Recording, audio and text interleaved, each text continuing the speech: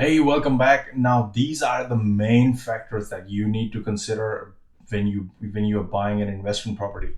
Now, in the advanced feasibility training, there I have discussed discounted cash flow, net present value, internal rate of return, in a lot of detail. And I do not want to get into all these details one more time.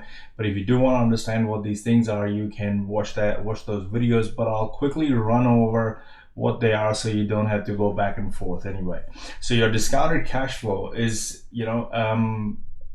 basically based on your opportunity cost here. So your alternative rate of return or your discount rate. So your alternative rate of return or discount rate that you've got at the moment is about 2%. You change that to 5%. So let's look at these values currently right here.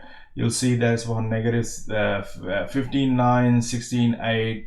So just so we remember what they are. So we change that to 5%. That means you have another opportunity where you can invest your money in order to get 5% return.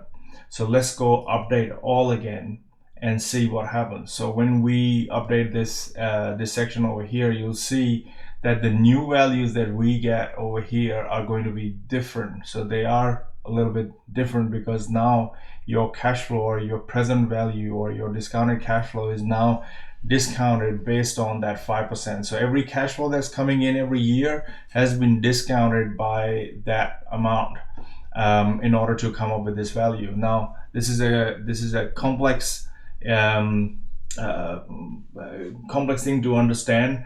However, what you need to understand is whether or not this is positive or not. Secondly, whatever it is telling you. So see, all these cash flows occur at different times. The longer you have to wait for a particular return, the more severely it needs to be discounted and the less it is worth. So this is the most important part. And it's basically what it means is time value of money. A dollar today is worth more than a dollar tomorrow.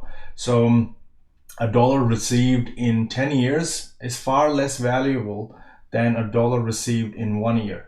And you basically find the present value of each cash flow according to the length of time you must wait. So all that is already done. All that is already done in the background, and that's what you get your present value to be of that property for which you are paying 950,000 over here. So although it is good, but see how long it takes. It takes about 80 years for it to start kicking in some money in. And your discounted cash flow is based on the money that it'll bring in at the end of the development, as well as all the cash flows that it has brought in till that time period.